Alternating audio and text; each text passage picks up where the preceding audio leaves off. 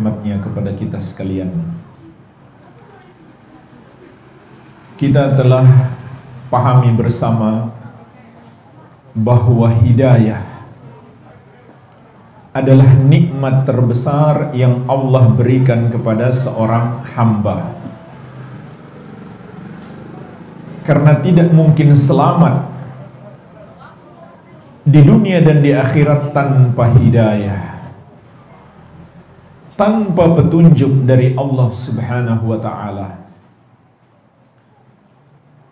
Sehingga kita setiap hari dalam ibadah yang paling agung, yaitu ibadah sholat, dalam surat yang paling agung, yaitu surat Al-Fatihah, Allah perintahkan kepada kita untuk selalu meminta hidayah. Ihdinas siratal mustaqim, siratal ladzina an'amta alaihim. Ya Allah, berikanlah kami hidayah ke jalan yang lurus, yaitu jalannya orang-orang yang Engkau berikan nikmat atas mereka. Kemudian kita minta perlindungan lagi dari jalannya orang-orang yang menyimpang dan tersesat.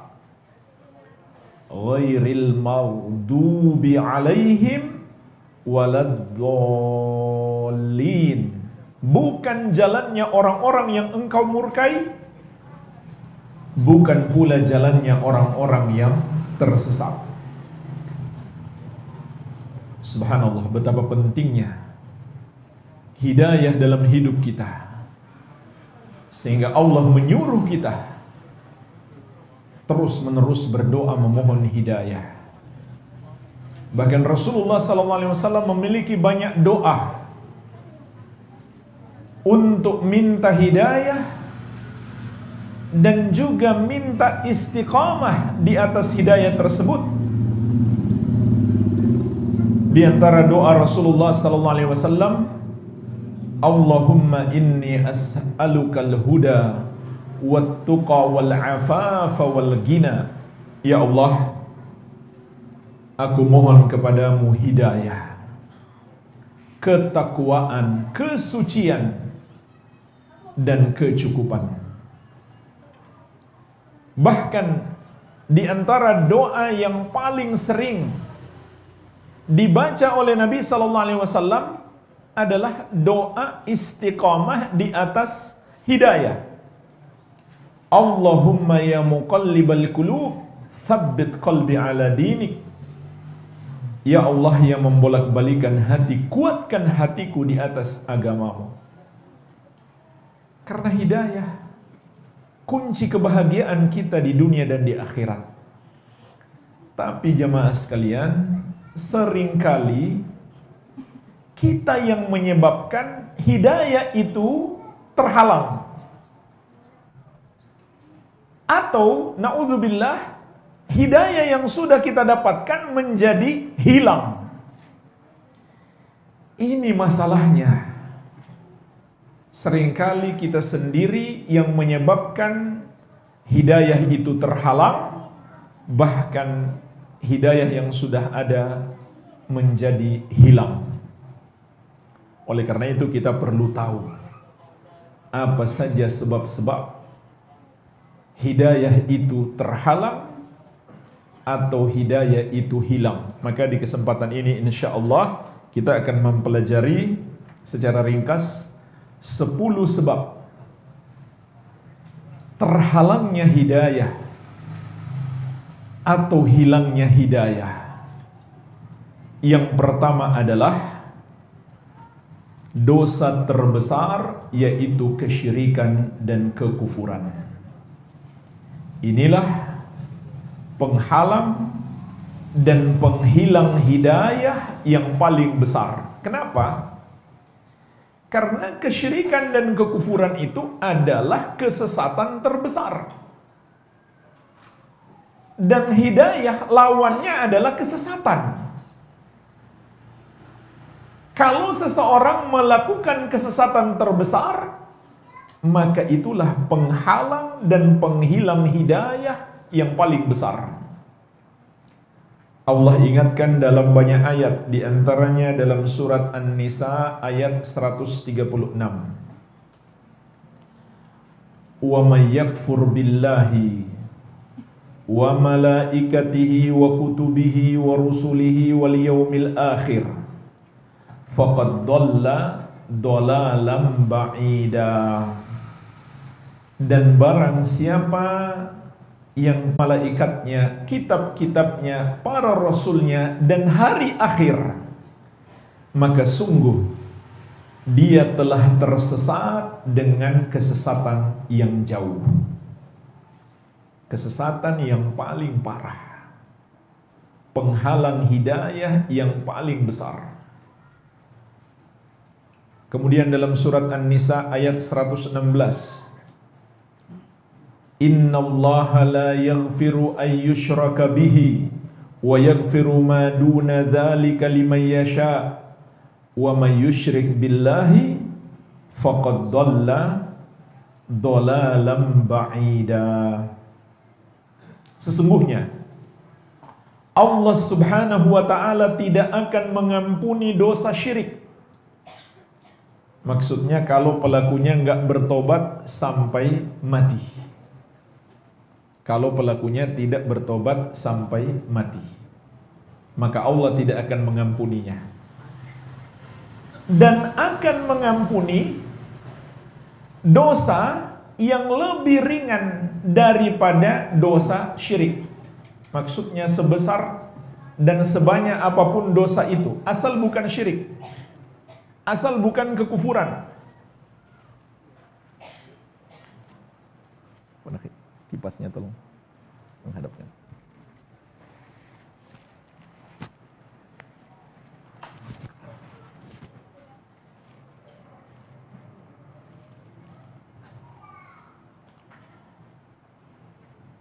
Walaupun pelakunya tidak bertobat, sebesar dan sebanyak apapun dosa itu, asal bukan kesyirikan dan kekafiran, Allah akan ampuni bagi siapa yang Dia kehendaki.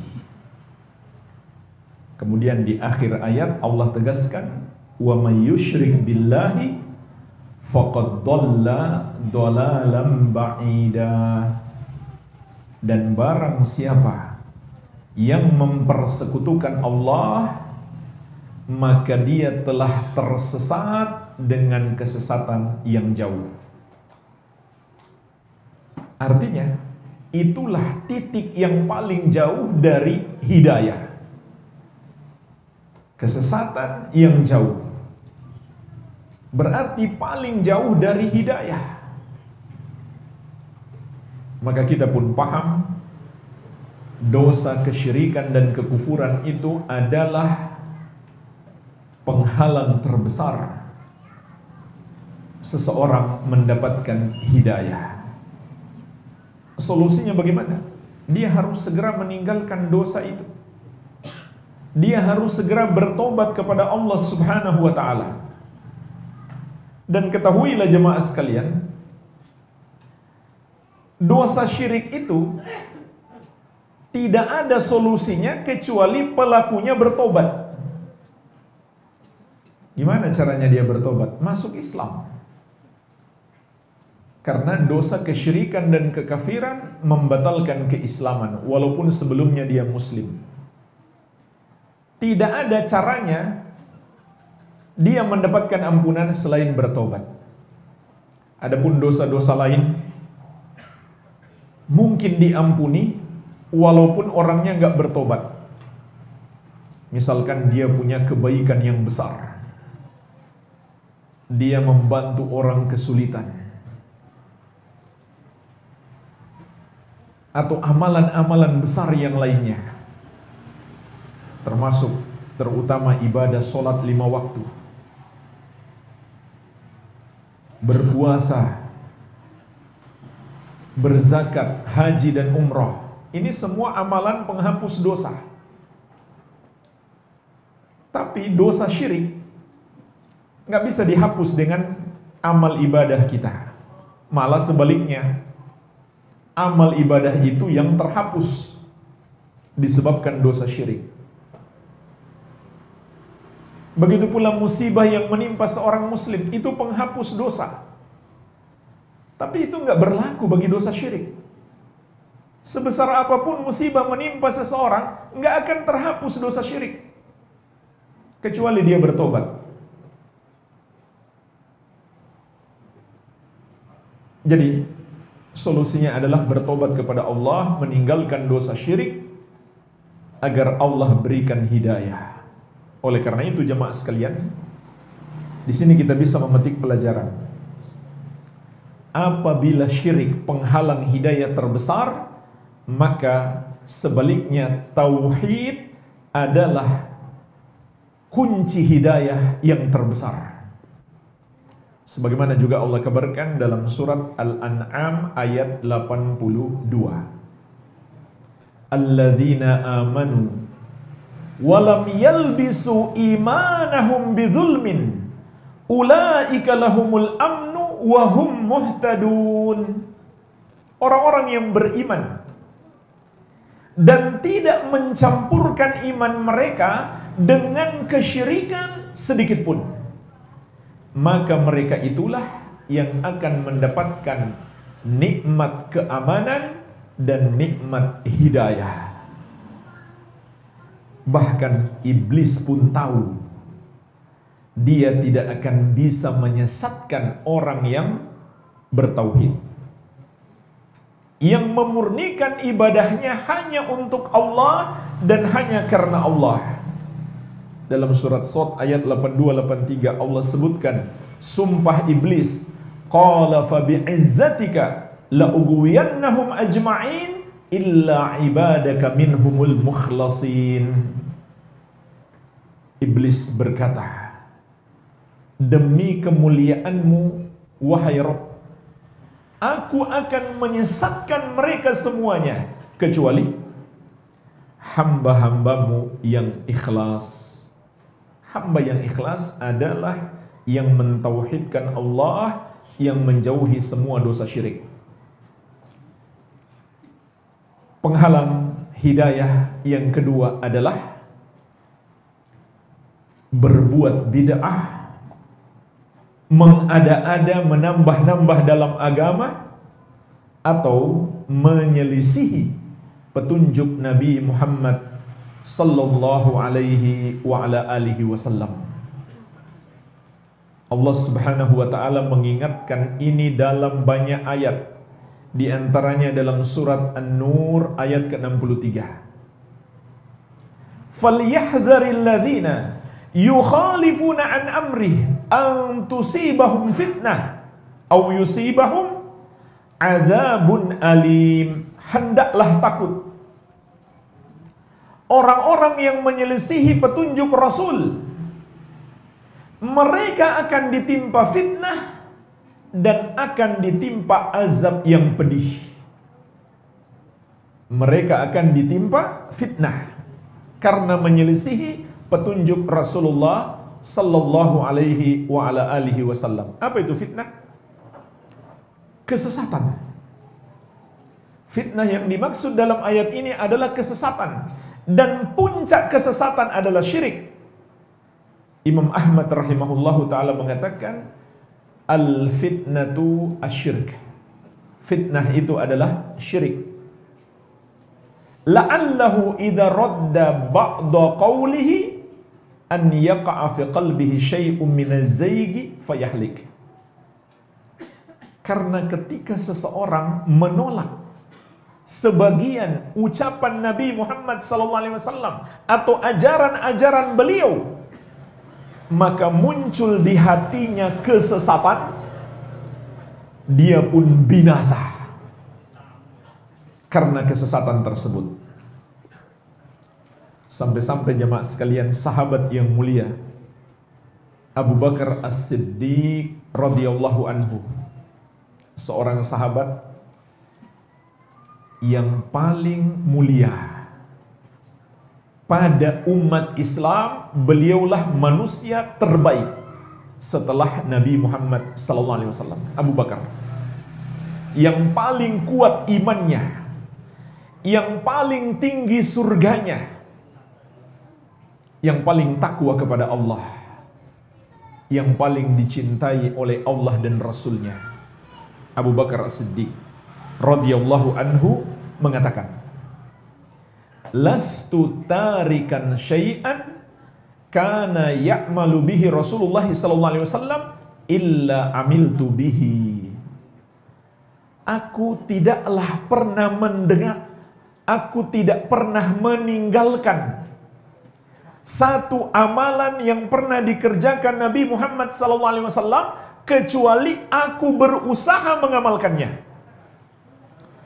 Wa inni la akhsha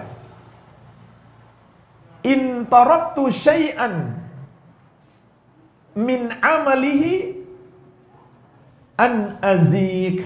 Karena aku takut kalau aku tinggalkan satu amalan atau petunjuk Nabi Muhammad SAW, maka aku akan tersesat. Jamaah sekalian, bayangkan Abu Bakar takut menyelisihi, meninggalkan petunjuk Nabi Muhammad SAW karena takut tersesat. Bagaimana dengan kita? Betapa banyak kita menyelisihi petunjuk beliau. Dan menyelisihi petunjuk beliau tidak berarti melakukan bid'ah saja. Mungkin seseorang tidak melakukan perintah Nabi SAW walaupun dia nggak berbuat bid'ah. Berbuat bid'ah hanyalah salah satu penyelisihan terhadap petunjuk Nabi Muhammad SAW. Namun bentuk penyelisihan itu tidak sebatas orang yang berbuat bid'ah saja. Apapun perintah-perintah Nabi Muhammad SAW, kalau kita selisihi, maka surat An-Nur ayat ke-63 mengingatkan kita, itu adalah penyebab kita tersesat. Dan sebaliknya, menaati Rasulullah SAW adalah kunci hidayah. Dalam surat An-Nur ayat ke-54, Allah Subhanahu wa taala berfirman, "Wa in tuti'uhu tahtadu." Kalau kalian menaati Rasul, maka kalian akan mendapatkan hidayah. Salah satu contoh jamaah sekalian, orang yang menyelisihi petunjuk Nabi SAW adalah suka berdebat dalam agama. Senang debat. Dan yang paling parah, ajaran Nabi SAW yang sudah jelas, dia masih debat lagi. Maka dalam hadis yang diriwayatkan Imam At-Tirmidzi dari Abu Umamah Al-Bahili radhiyallahu anhu, Rasulullah sallallahu alaihi wasallam bersabda, "Ma dhalla qaumun ba'da hudan kanu alaih illa utul jadal." Tidaklah tersesat satu kaum setelah mereka mendapatkan hidayah kecuali karena mereka suka berdebat. Kemudian Nabi SAW membaca surat Az-Zukhruf ayat 58 tentang kebiasaan orang-orang musyrik. Allah Azza wa Jalla berfirman, "Ma darabuhu laka illa jadala." Tidaklah yang mereka perumpamakan kepadamu atau katakan kepadamu wahai Muhammad kecuali perdebatan. Karena mereka nggak mau terima kebenaran, maka mereka berdebat. Balhum qaumun khasimun. Bahkan mereka adalah kaum yang suka berbantah-bantahan. Maka jemaah sekalian, dalam sejarah Islam sampai hari ini muncullah sesuatu yang mereka sebut ilmu, Tapi hakikatnya bukan ilmu. Salah satu musibah, bala yang besar yang menimpa umat ini, yang menyebabkan banyak orang tersesat, yang disebut dengan ilmul kalam. Kalau antum cuma pernah dengar saja, nggak pernah baca bukunya, bagus. Karena banyak orang tersesat gara-gara ilmul kalam. Intinya suka berdebat. Hal-hal yang seharusnya kita sami'na wa ata'na, tunduk patuh, mereka perdebatkan. Ini contoh penyelisihan terhadap sunnah Nabi SAW.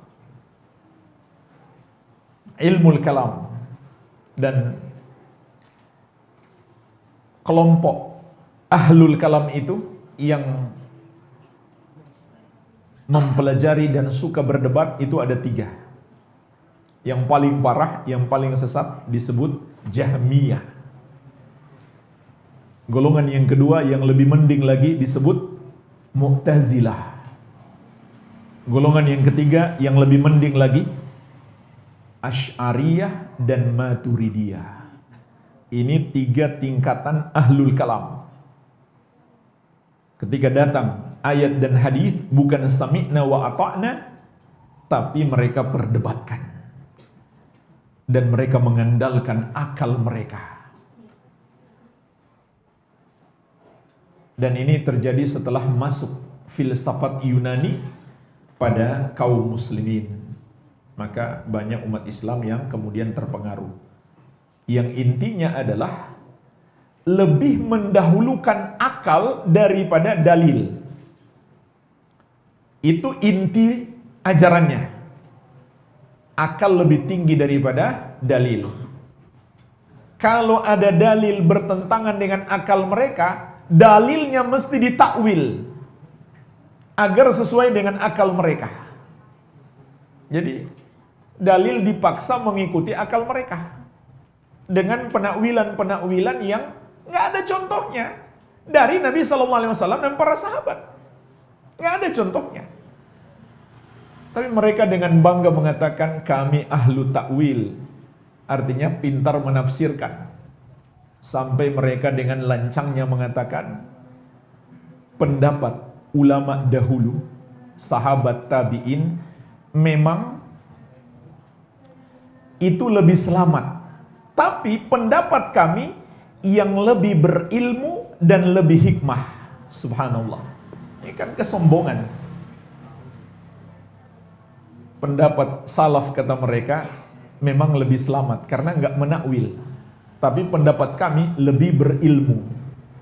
Merasa lebih berilmu daripada salaf dan lebih hikmah daripada salaf. Subhanallah. Makanya mereka nggak pernah mengatakan akidah kami akidah sahabat. Paling mereka sebut akidah Asy'ariyah. Bukan akidah sahabat Nabi Muhammad sallallahu alaihi wasallam. Bahkan mereka tidak mungkin mengatakan akidah kami akidah Syafi'iyah. Karena nggak sesuai dengan akidah Imam Syafi'i. Akidah Imam Syafi'i adalah akidah salaf, akidah sahabat dan tabi'in. Sementara akidah mereka muncul setelah zamannya Imam Syafi'i.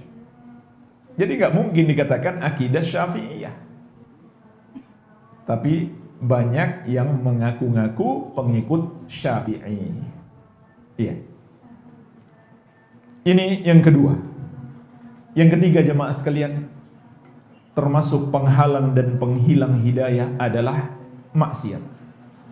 Semua perbuatan dosa. Karena Allah mengabarkan kepada kita, ketakwaan itu pintu hidayah. Maka itu bermakna maksiat, penghalang hidayah. Dalam surat Al-Anfal ayat ke-29, Allah Azza wa Jalla berfirman, Ya ayyuhalladzina amanu in tattaqullaha yaj'al lakum furqanan. Wahai orang-orang yang beriman, kalau kamu bertakwa kepada Allah, maka Allah akan berikan kepadamu furqan. Furqan itu artinya ilmu, hidayah untuk membedakan mana yang benar dan mana yang salah. mana yang bermanfaat dan mana yang berbahaya. Juga firman Allah Subhanahu wa taala, "Wattaqullah wa yu'allimukumullah."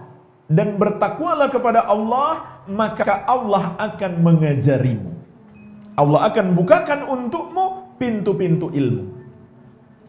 Di dalam hadis Abu Hurairah radhiyallahu anhu yang diriwayatkan At-Tirmidzi, Rasulullah sallallahu alaihi wasallam bersabda, "Innal 'abda idza akhta'a khati'atan nukitat fi qalbihi nuqtatun sauda." Sesungguhnya seorang hamba kalau melakukan satu dosa, muncul satu titik hitam di hatinya. Fa idza huwa naza'a wastaghfara wa taba sukila qalbuhu. Kalau dia berhenti dari dosa itu, mohon ampun dan bertobat kepada Allah, hatinya menjadi bersih lagi.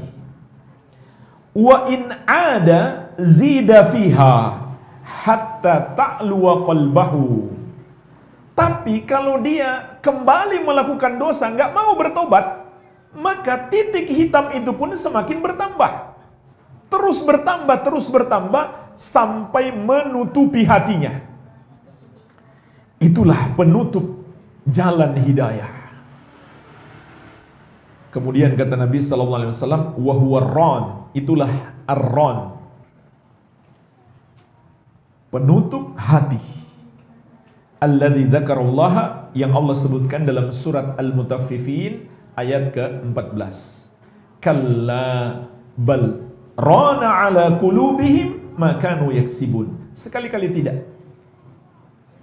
Maksudnya Al-Quran itu nggak susah dipahami, tapi ada ron, ada penutup hati mereka sehingga nggak bisa paham Al-Quran. Belajar pun dia nggak ngerti-ngerti apa yang dia baca, karena dosa-dosa yang mereka lakukan. Jadi maksiat itu penghalang hidayah, apalagi kalau hati sudah tertutupi dengan maksiat. Oleh karena itu, solusinya adalah bertobat kepada Allah Subhanahu wa ta'ala. Penghalang hidayah yang keempat adalah bersikap wala,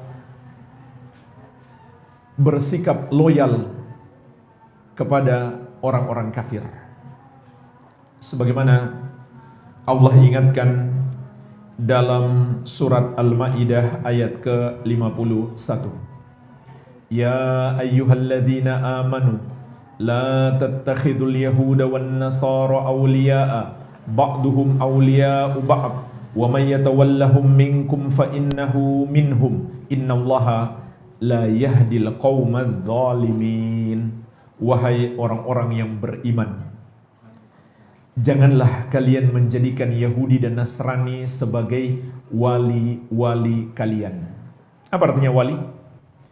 Jemaah sekalian, wali itu maknanya orang yang kita cintai, orang yang kita bersikap setia dan loyal kepadanya, orang yang kita jadikan teman dekat, kekasih hati, orang yang kita jadikan tangan kanan atau orang kepercayaan kita, orang yang kita angkat derajatnya atau kita angkat jadi pejabat, orang yang kita pilih jadi pemimpin. Semua itu bermakna wali. Kata Allah, jangan jadikan mereka sebagai wali.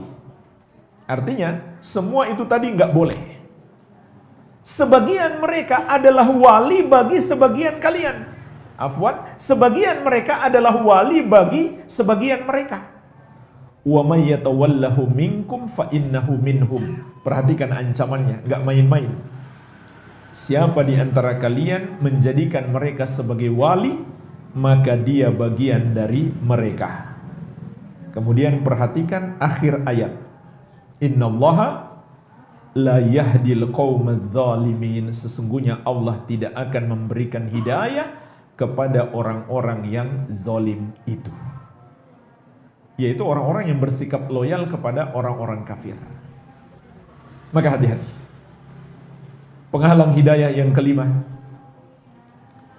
lebih mencintai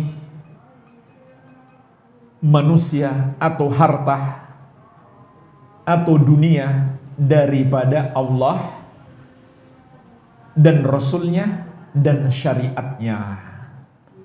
Ini adalah termasuk penghalang hidayah yang terbesar. Allah ingatkan dalam surat At-Taubah ayat ke-24.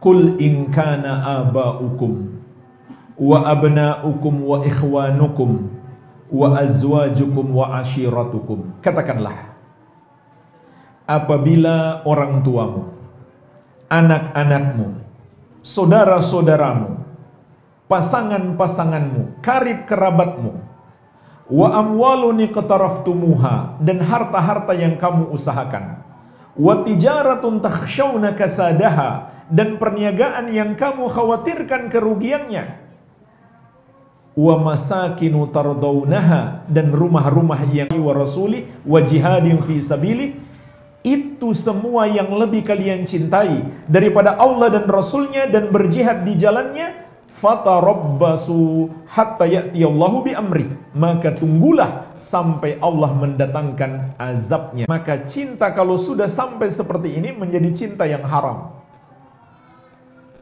Kalau karena cintanya kepada orang tuanya, lalu orang tuanya menyuruh dia berbuat dosa, dia pun melakukannya.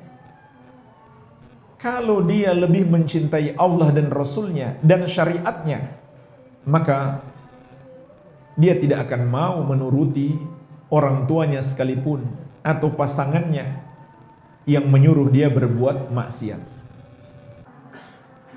Nggak mau belajar, tidak mau menuntut ilmu. Ini bahaya besar. Karena ilmu adalah kunci hidayah.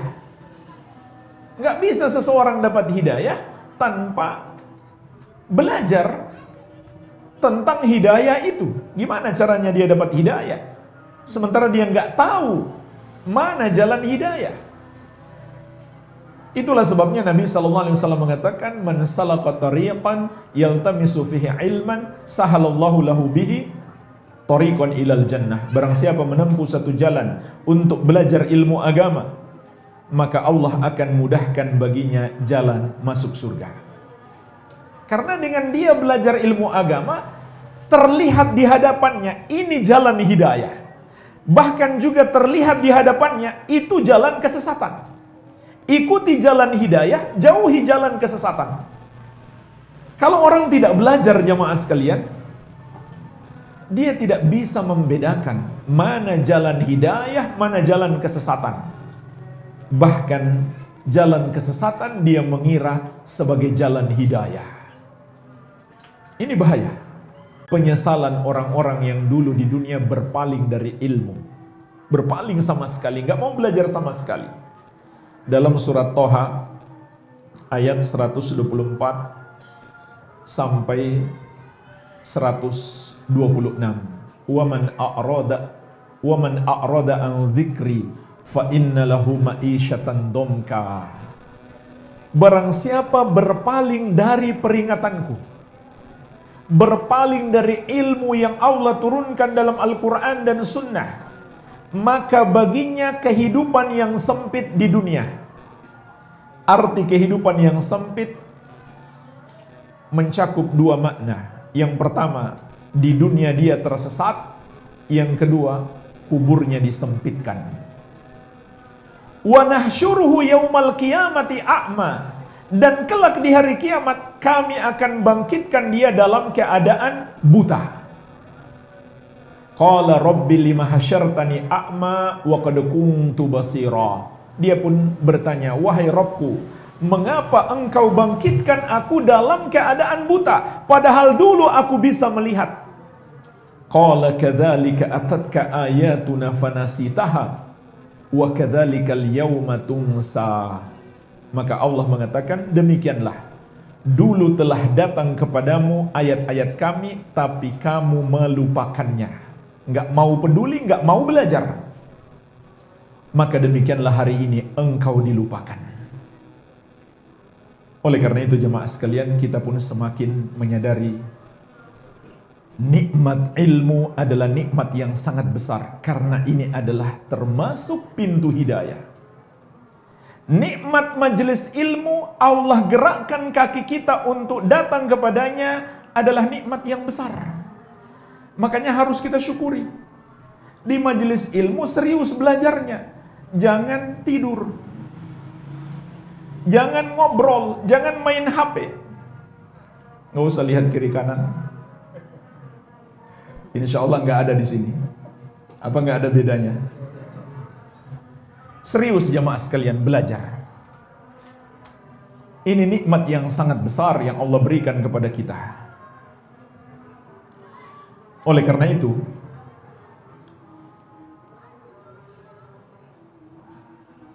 di antara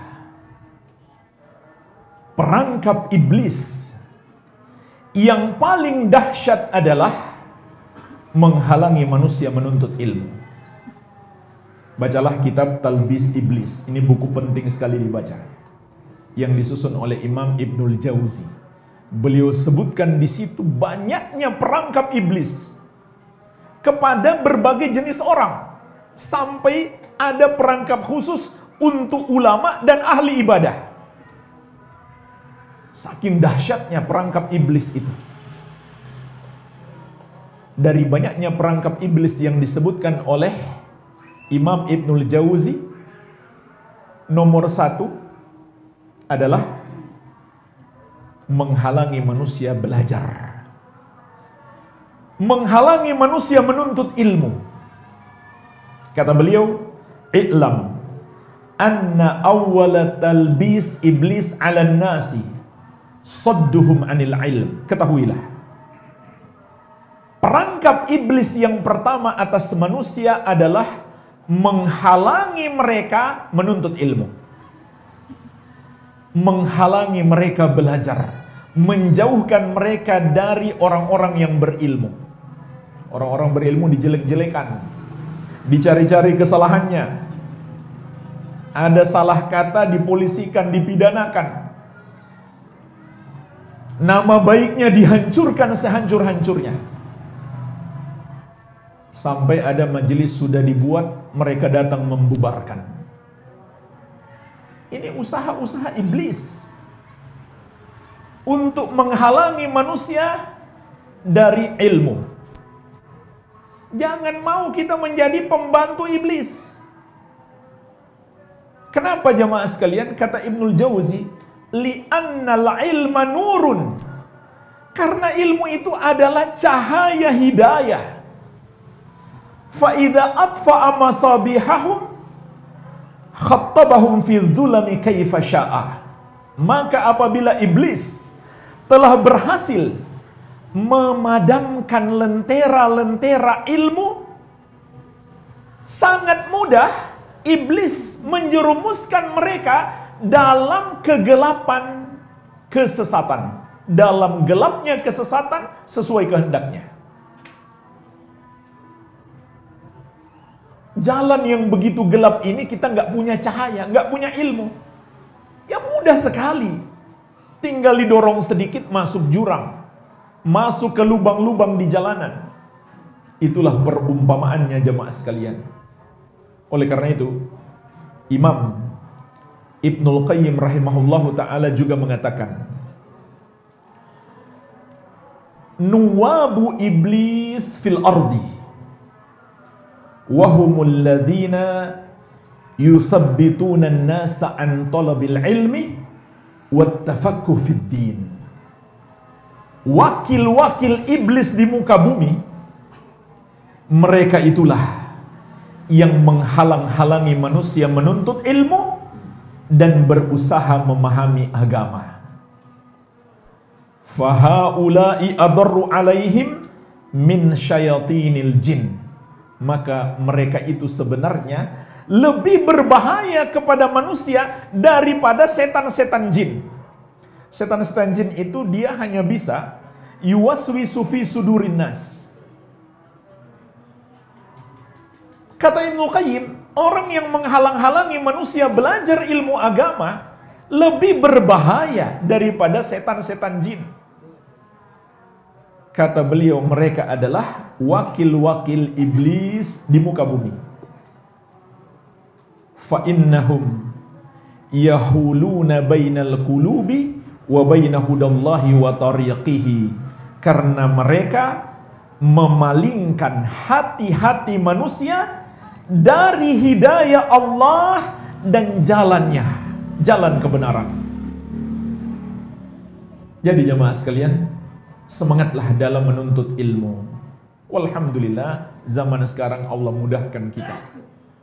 Nggak bisa hadir di majelis ilmu, kita bisa belajar online. Maka manfaatkan. Penghalang hidayah yang ketujuh adalah kesombongan dan takut hilang jabatan. Kesombongan adalah penghalang iblis mendapatkan hidayah. Dalam surat Al-Baqarah ayat ke-34, Allah Azza wa Jalla berfirman, "Wa idh qulna lil malaikati isjudu li Adama fasajadu illa iblisa aba wastakbar wa kana minal kafirin." Dan ingatlah ketika kami berkata kepada para malaikat, bersujudlah kalian kepada Adam. Para malaikat pun bersujud kecuali iblis. Dia enggan dan dia menyombongkan diri, maka dia termasuk orang-orang yang kafir. Azan dulu. Baik, tafadhol. Insyaallah kita lanjutkan setelah azan.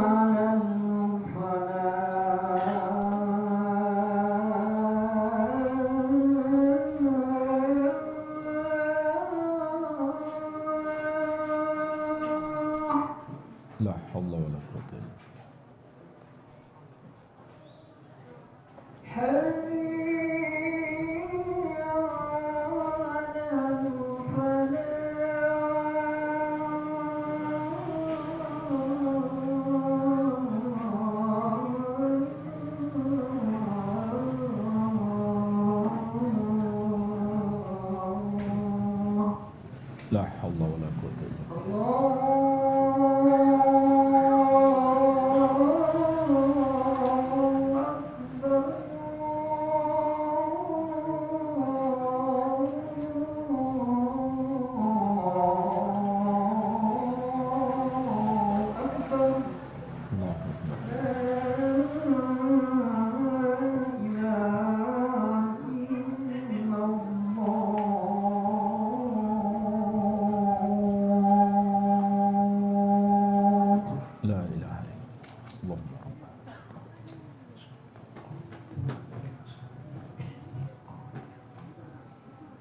Baik, kita lanjutkan.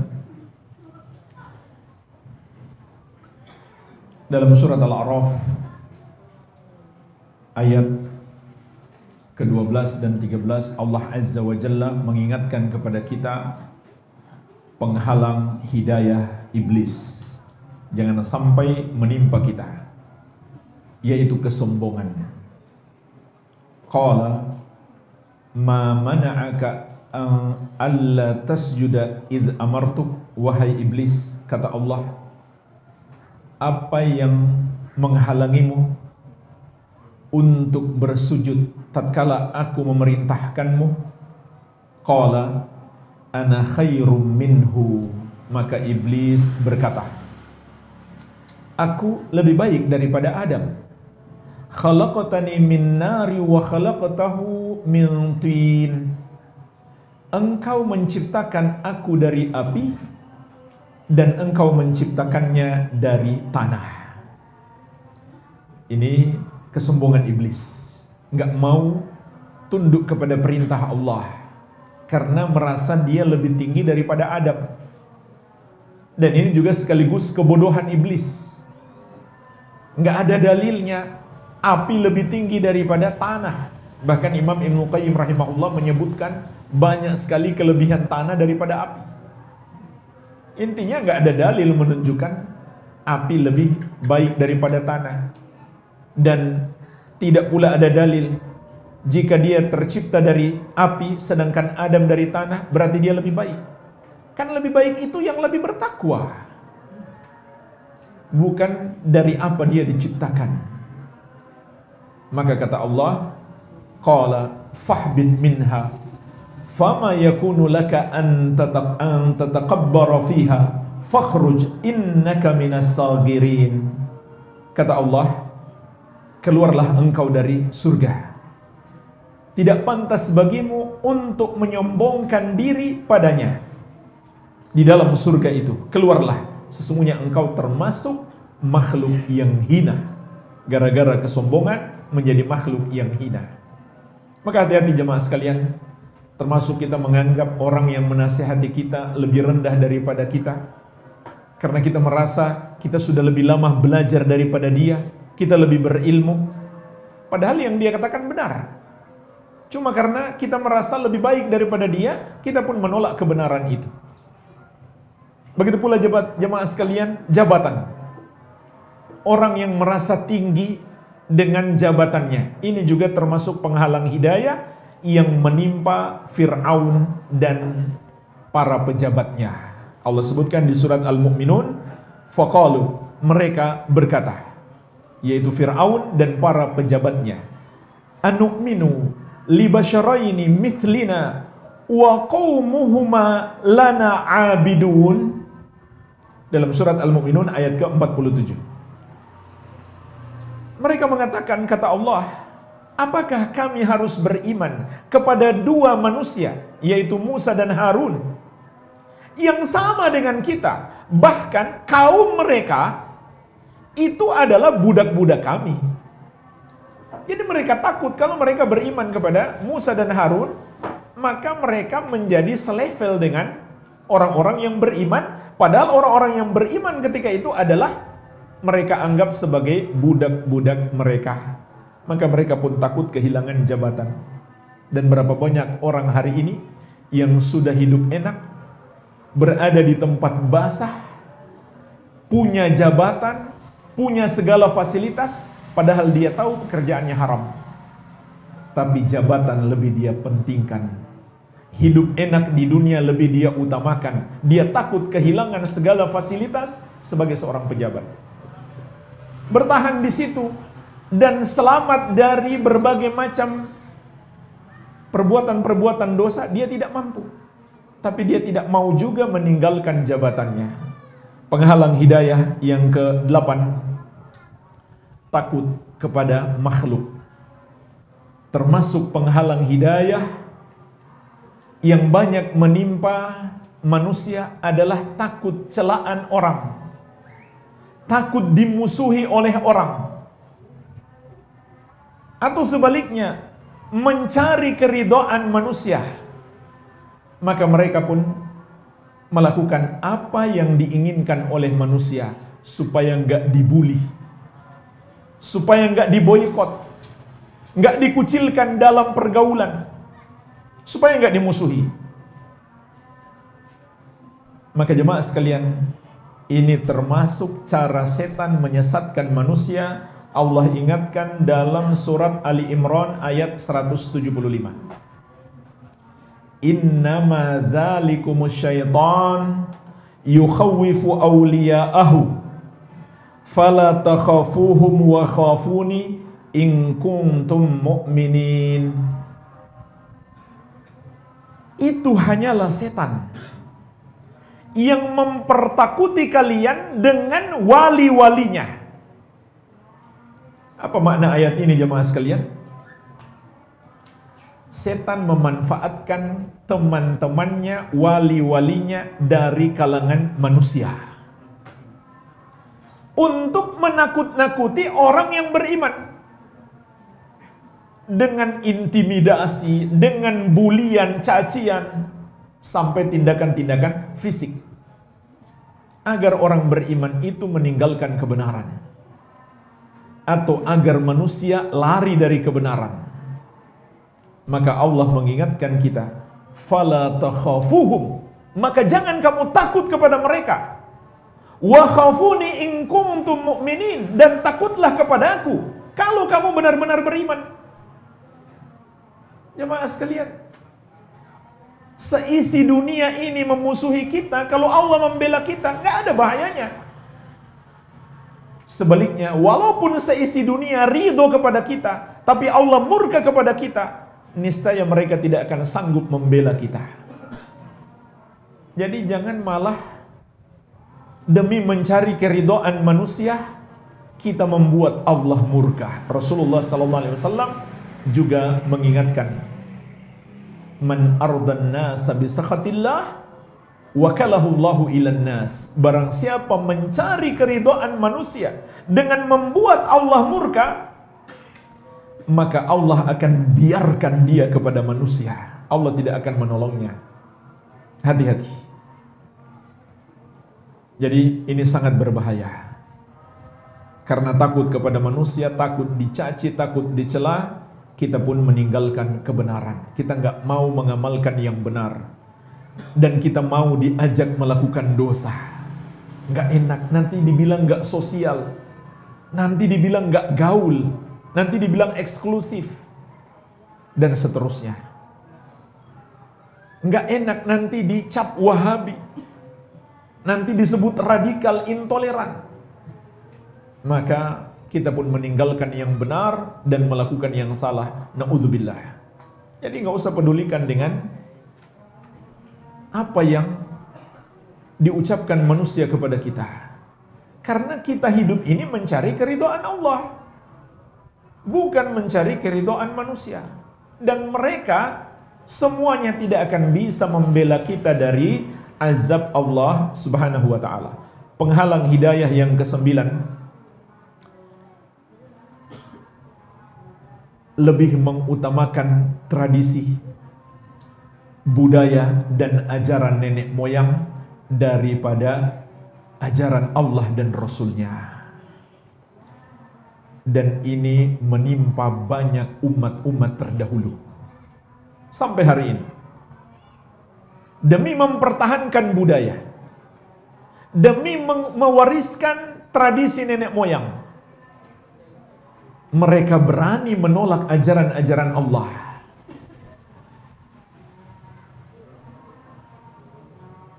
Allah ingatkan dalam banyak ayat.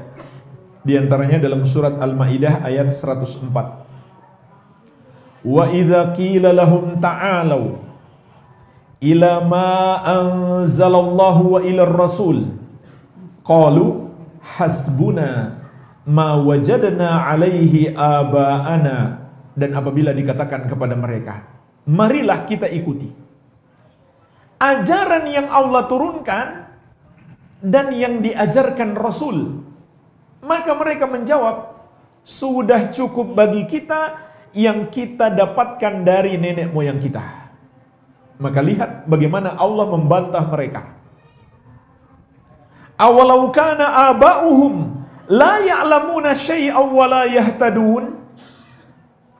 Apakah mereka mau mengikuti orang tua mereka, padahal orang tua mereka tidak tahu ajaran agama sedikit pun, belum belajar. Dan bahkan orang tua mereka dahulu, nenek moyang mereka dahulu, belum mendapatkan hidayah, belum menjadi muslim, belum mengenal kebenaran. Apakah itu yang mau diikuti? Allah langsung membantah mereka. Dan ini ucapan hampir semua penentang para nabi dan rasul dahulu. Kaum Nabi Ibrahim, kaum Nabi Nuh, Nabi Lut, Nabi Hud, sampai Nabi Muhammad SAW menentang para nabi dengan alasan ajaran yang dibawa oleh para nabi tidak sesuai dengan kearifan lokal. Kearifan lokal menurut mereka, padahal nggak arif. Apanya yang arif kalau bertentangan dengan ajaran Allah, bahkan syirik? Kalau dia sesuai dengan ajaran yang Allah turunkan, baru pantas disebut kearifan. Makanya jemaah sekalian, perlu dipahami juga, Islam tidak anti budaya, Islam tidak anti tradisi, tapi Islam memberikan bimbingan kepada kita.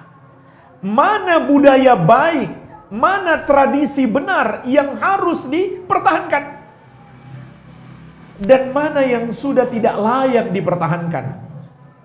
Agama memberikan bimbingan kepada kita.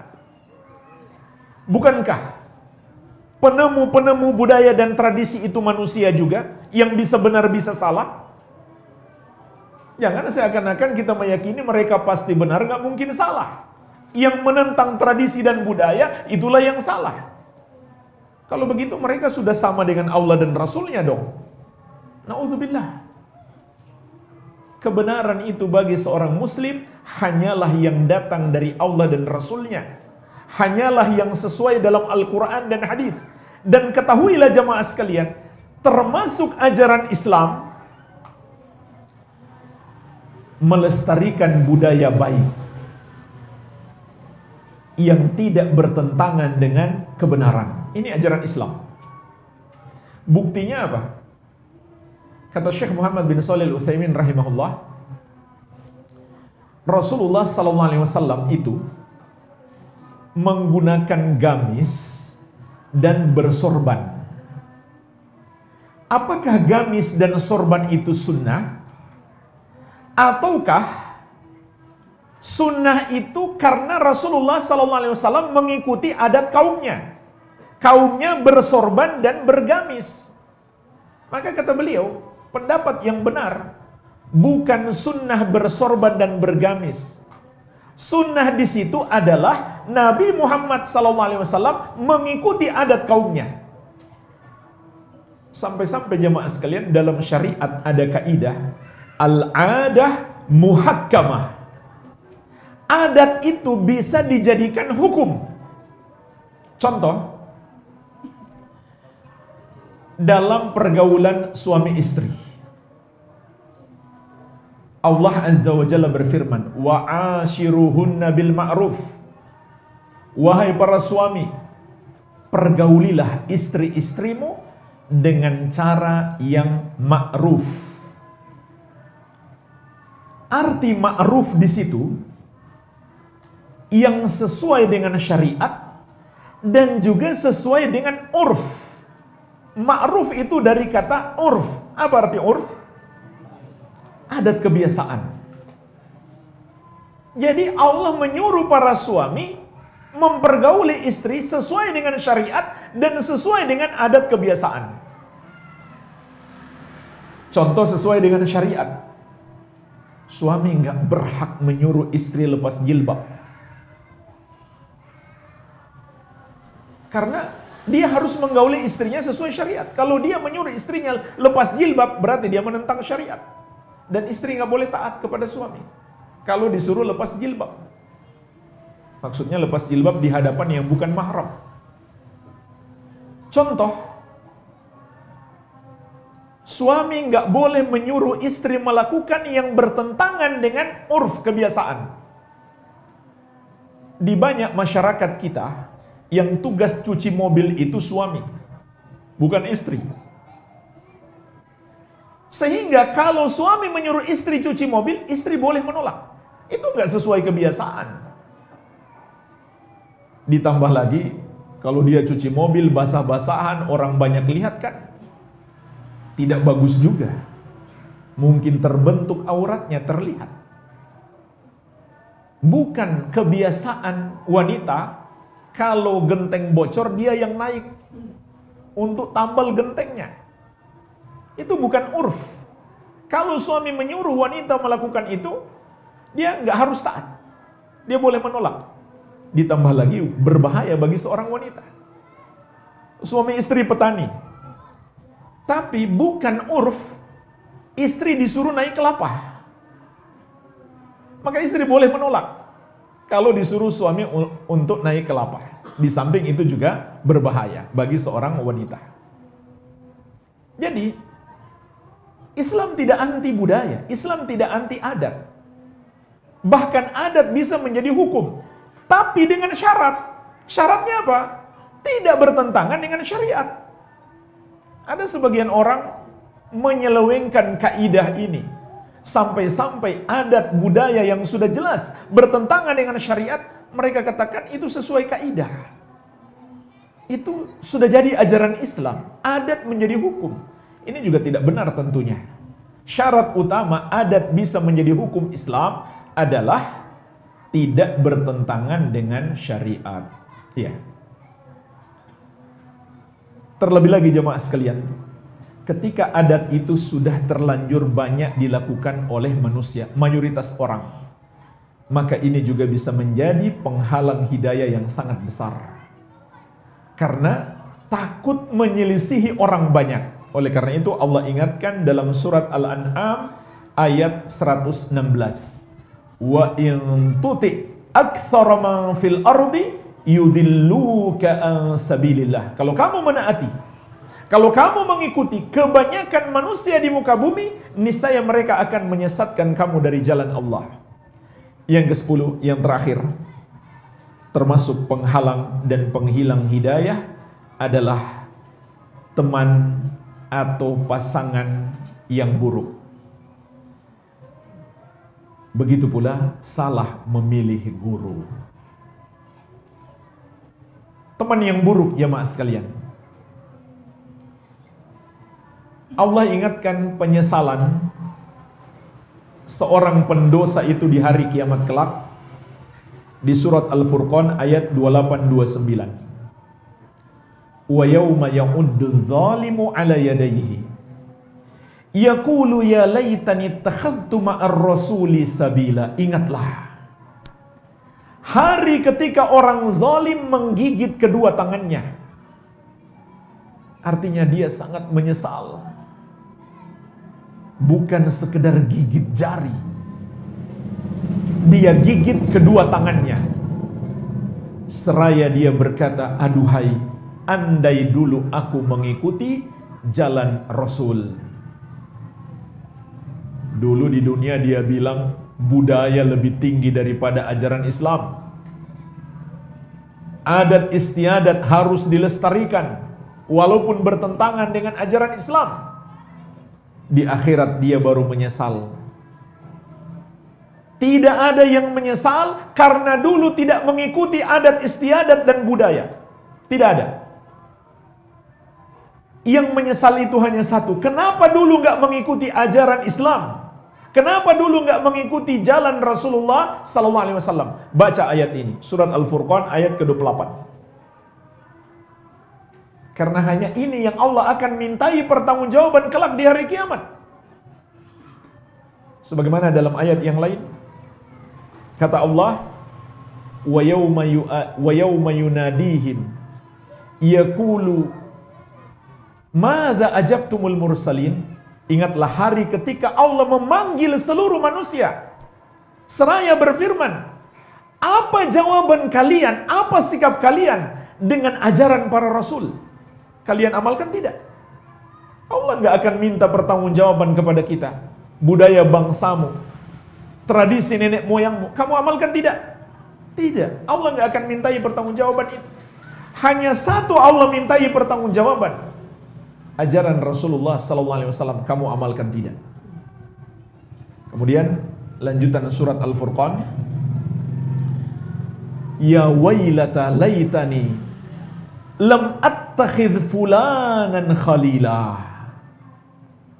Celakalah aku, andai dulu aku tidak menjadikan fulan sebagai teman baikku. Laqad adallani 'ani dzikri ba'da idh ja'ani, karena sungguh dia telah menyesatkan aku dari kebenaran setelah kebenaran itu datang kepadaku. Tersesat gara-gara teman. Hati-hati. Wa kana syaitanu lil insani khadzula, dan setan itu memang penipu manusia. Kadang-kadang jemaah sekalian terlihat seperti teman padahal setan. Kenapa? Suka ngajak-ngajakin kita berbuat dosa atau menghalang-halangi kita mengikuti kebenaran. Tapi jangan dipanggil setan, namun dinasihati dengan baik. Dalam hadis yang diriwayatkan Abu Daud dan Tirmidzi dari Abu Hurairah radhiyallahu anhu, Rasulullah sallallahu alaihi wasallam bersabda, "Al-mar'u 'ala dini khalili, falyanzur ahadukum man yukhalil." Seseorang itu tergantung sahabat dekatnya. Maka hendaklah kalian, setiap kalian memilih siapa yang akan dia jadikan sahabat dekat. Ini sekedar sahabat dekat. Bagaimana lagi kalau pasangan hidup, suami atau istri? Tentu lebih berbahaya lagi. Dan yang lebih berbahaya lagi, orang sesat, tidak berjalan di atas sunnah, tidak mengikuti manhaj Nabi SAW dan para sahabat, kita jadikan dia sebagai guru. Ini sangat berbahaya dan dilarang dalam syariat. Ini termasuk sebab terbesar manusia terhalang mendapatkan hidayah.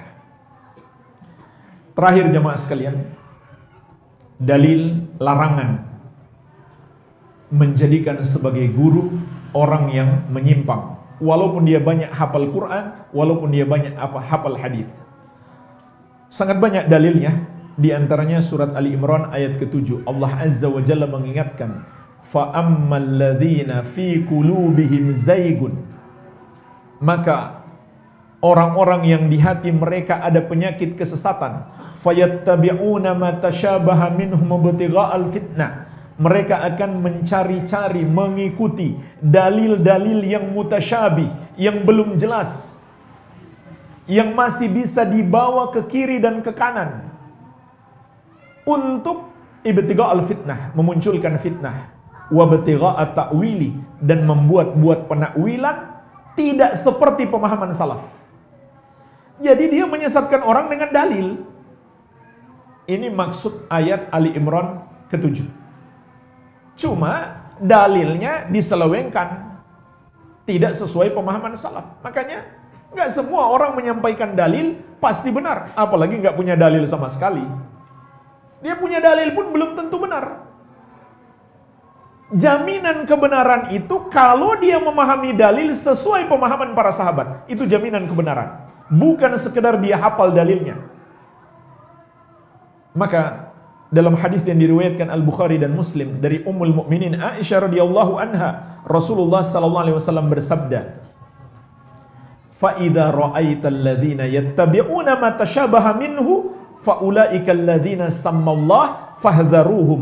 Kalau kamu lihat orang-orang yang menggunakan dalil-dalil yang mutasyabih, dalil-dalil yang masih bisa dibawa ke kiri dan ke kanan sesuai mau mereka, tidak mengikuti pemahaman salaf, maka mereka itulah yang Allah ingatkan dalam ayat ini, yaitu dalam surat Ali Imran ayat ke-7. Fahdharuhum, jauhi mereka. Nabi SAW nggak mengatakan ambil baiknya, buang buruknya. Beliau bilang jauhi mereka. Lagi pula jemaah sekalian, belum tentu kita bisa membedakan ini yang baik saya ambil, itu yang buruk saya tinggalkan. Kan nggak ada jaminan kita bisa membedakan. Oleh karena itu, para ulama salaf dahulu melarang kita untuk belajar kepada orang yang mengikuti selain jalan ahli sunnati wal jamaah. Walhamdulillah, inilah pembahasan singkat 10 penghalang dan penghilang hidayah. Semoga Allah Azza wa Jalla senantiasa menjaga kita dari kesesatan. Masih ada waktu tanya jawab? Apa sudah habis waktu?